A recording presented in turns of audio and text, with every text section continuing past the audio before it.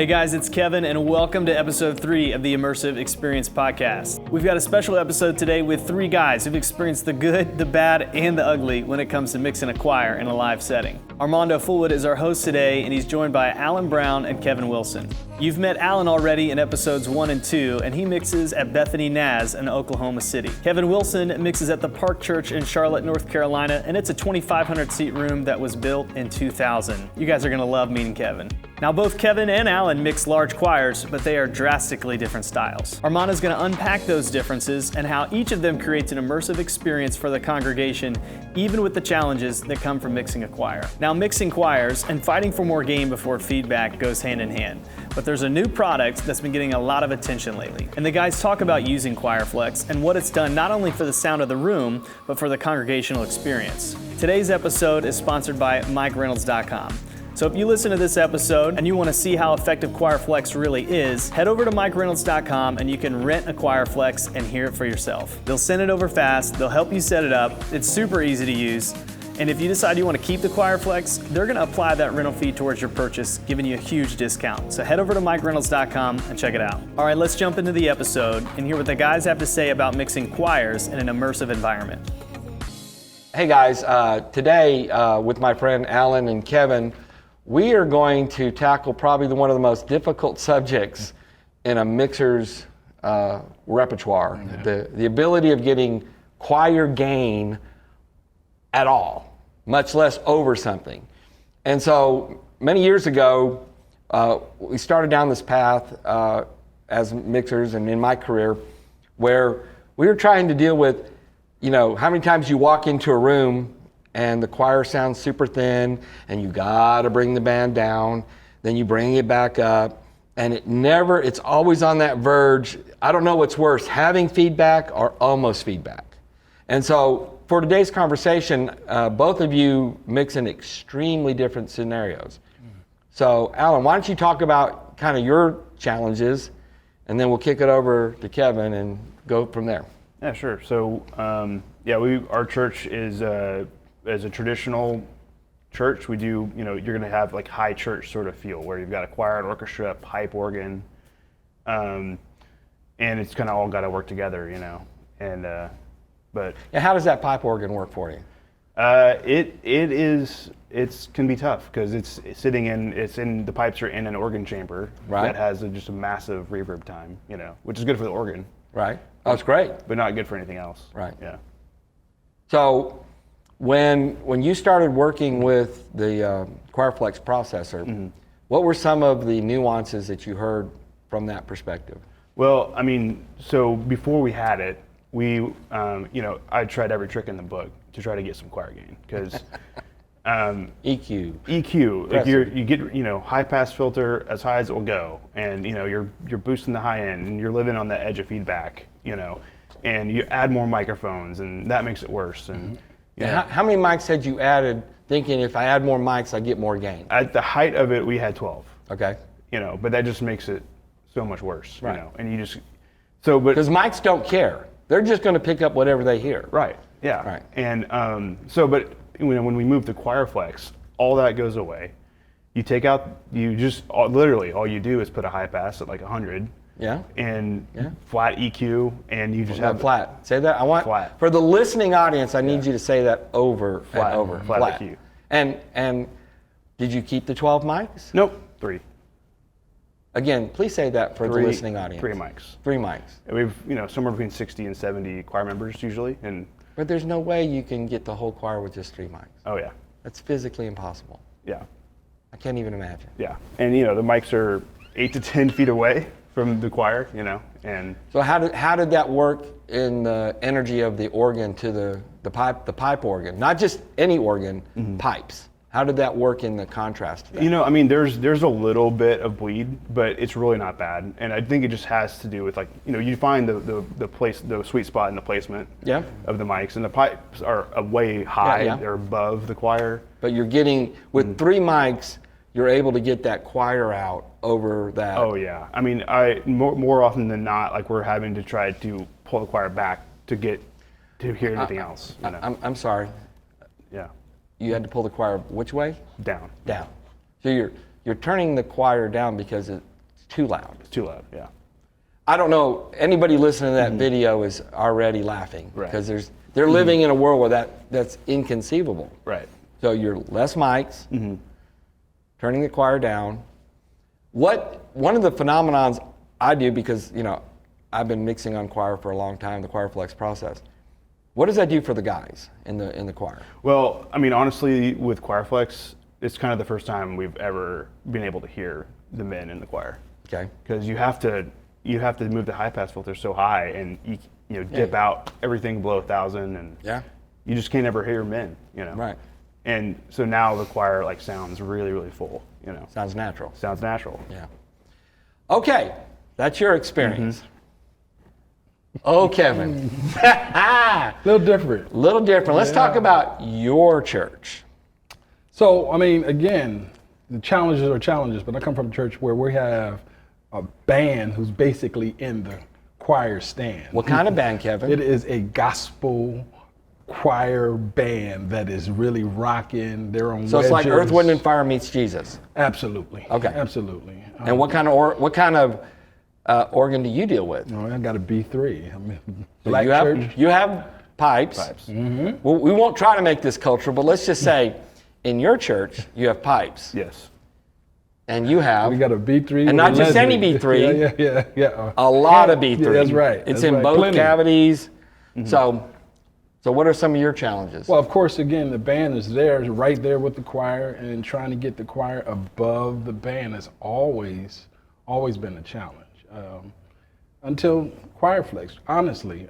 So we've always been able to, we've mixed and actually had to pull the band way back just to get the choir heard. And in that style of cultural service, pulling the band back is a major no-no. You don't want to do that. You can't do that because then you get a look. Well, because there's a man sitting in the pulpit looking at you like. Absolutely. Not only is the choir singing, but you see them moving, and the energy that they're bringing is just amazing. So to not hear them. So Kevin, as we've heard from Alan dealing with a choir level, trying to get over a pipe organ, let's talk about in your church the idea of what's it like to, in your situation, dealing with a B3. Well, I mean, while we don't have pipes, we do have a B3 with the Leslie screaming right in the choir level. I mean, phenomenal musician, but the challenge is still a big challenge to get the choir above the band. Right. And so it's been a really big challenge for us. And it kind of zaps the energy out of the room when you got to turn the band down just to hear the choir. Right. You take all of this energy from this really powerful band and then just to get the choir heard. And so that's been our challenge until Choirflex, honestly. Now, again, I don't have to touch the band, and the choir is sitting right on top of the band. It just fills the room up, and it just feels amazing. So that's been the aha moment. We were using 12 mics. We're down to 3, and you hear everyone. It's amazing. It's amazing the technology and what it's done for us. Yeah. What mics are you using? So right now, we went to the C12s. Yeah. And it's been AKG? great. Yeah. 3 of them. Some serious mics. Yeah. And so it's been a great experience for us. Just how much the choir now fills the room. And you can see not only is the choir singing now, but the whole church. It's just one big choir now. So it's amazing. That's awesome. How loud in your service, like on your big moments with the choir, where are you rolling at? We're probably sitting at 103 dB, easily. Yeah. So I don't want to miss that. Prior to this experience, we were, any of us, the 3 of us, dealing with choir. I don't know how you guys felt, but for me, my stomach would always get in knots knowing I could never get my choir and I'd have to compromise my mix. Well, now with 3 mics, you're at 102 to 104 potentially, and that's not even the spikes, that's just averaging with that. And so, in that ability where, let's talk about speaker systems. So we've got a Fulcrum line array system. that's full stereo. Okay. So our technology is kind of ancient. We got a EV system that is point and shoot, built in 2001 by a guy I know. Yeah. So. But yeah, but again, the room still sounds amazing. And so, which is fascinating in the legacy of the concept that we're talking about.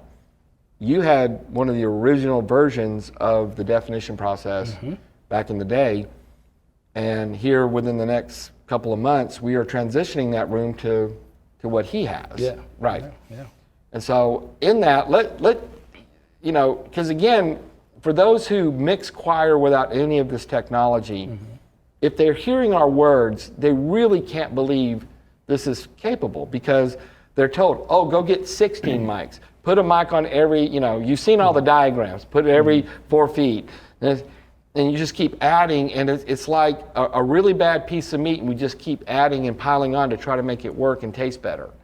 And what we're saying is start with, create a position where it doesn't matter what mics you use. It doesn't matter what speakers. It doesn't have to be the newest or the latest and greatest. We can be completely agnostic to the whole process, because the goal is to create such an energy from the choir that it energizes the audience. So then you are allowed to mix more. Because again, in my opinion, the louder you get the audience, the louder you can mix. So kind of talk together about the different ideas and positions and struggles you've went through with the two most extreme examples of choir from that perspective. Sure. You mean like before we had Choirflex or now? Well, before, then leading into what did it do to the audience? What does it do? The big thing for me too is this conversation of what does it do to the tension and stress of the guys mixing? Because, what has that been like? Well, I mean, before Choirflex, choir was a 4-letter word. You don't, that's the last thing you want to do. It's impossible. They called out sick. Yeah. Yeah, exactly. I did. Before when you're trying to have, however many mics, and, you've got so much bleed. You're introducing so much bleed into the system, and you just can't overcome it. You just can't.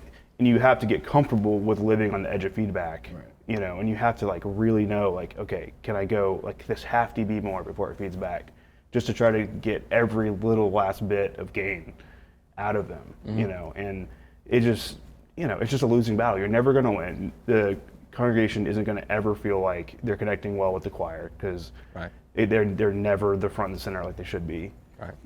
And how much more gain do you get now with it? As much as I want. Wow. That's a strong statement. Yeah. For me, I don't have to see my pastor pointing at the choir. Saying, hey. And I remember those days. I know that point. Listen, Armando, I remember those days well, right?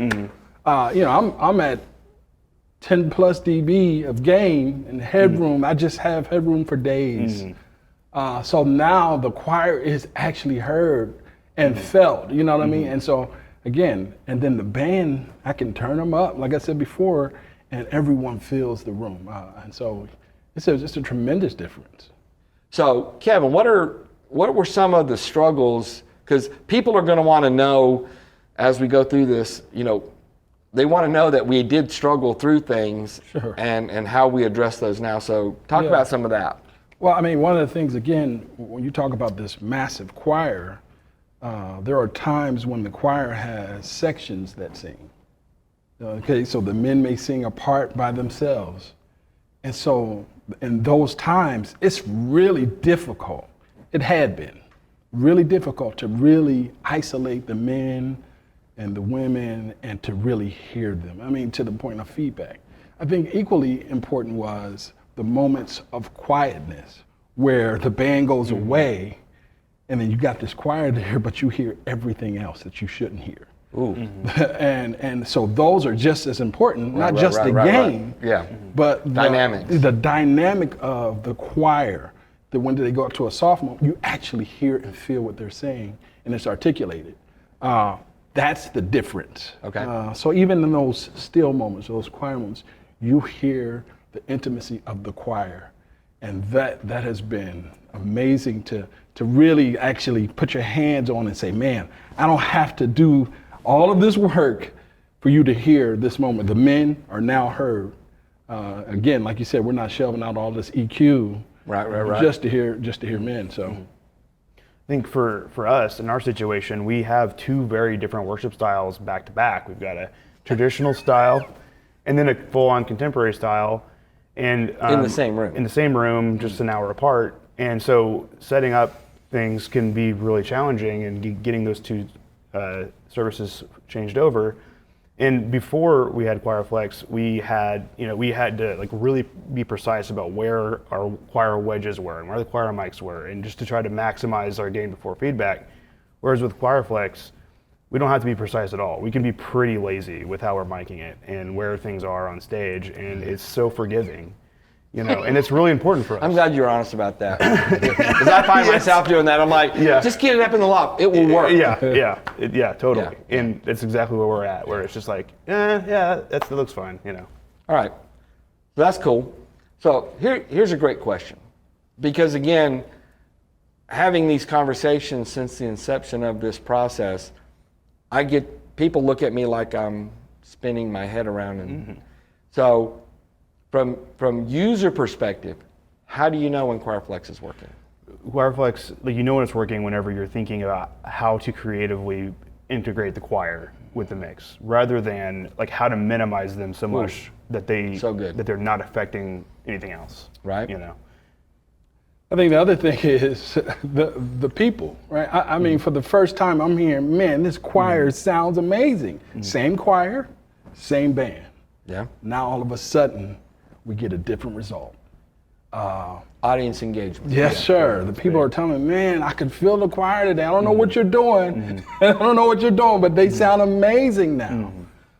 So you got instant feedback. Your case with your pastor, when that choir is heated up, all of a sudden he's like, they'll keep going. Absolutely. One of the phenomenons, because I'm part of that team that goes and sets these things up, and I tell people this all the time because we just did this at Ebenezer. I said, it's right when you can be at the mix booth and you can hear yourself talking through the mics on stage.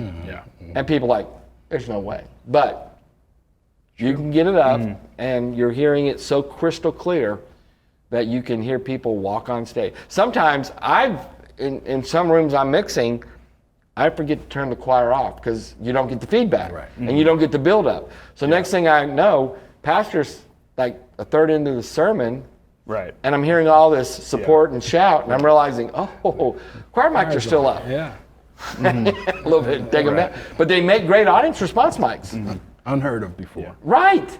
I mean, without Choirflex, like you have to keep your finger on that choir fader because you cannot risk them stopping and the mic's being on, and it's not even a thing now. Yeah, it makes mixing easy and fun. Yeah, totally. Fun. Yeah. Well, for me, because I have it, I was talking to Donald about this. He won't do a show without it now. Wow. Because for us, it's the energy, and it makes it fun because now you're like, when they're going to heat it up, you can just bring it up, and now you fill the audience, and you bring more choir than the audience and more choir. Next thing you know, it's just this unified. It's hard to explain unless you hear it. Yeah. But it is one of the most exhilarating mixes you can create. Is when you talk about natural surround. That's as natural as it gets. It envelops you. Yes. You can be totally enveloped by the vocal. Yeah, I don't need it. I don't need speakers from behind me to help me. Yeah. I've got a congregation behind me that's pushing me to mix bigger, not louder, but bigger. And now you got big drum sounds. Yes, sir. And everything, happens like that. So, seeing that the three of us have survived pre-Choirflex processor days with minimal counseling,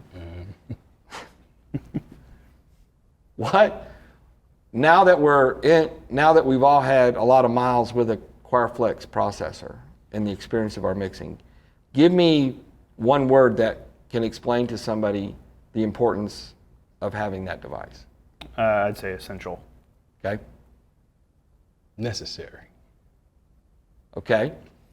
So I'm to the point when somebody asks me to do choir, I carry one with me. I just, because I'll just get mad if I have to mix without it, and I go back to, it's like we came out of Egypt, and I really don't want to go back. Yeah. And nobody wants to see me that way in a booth.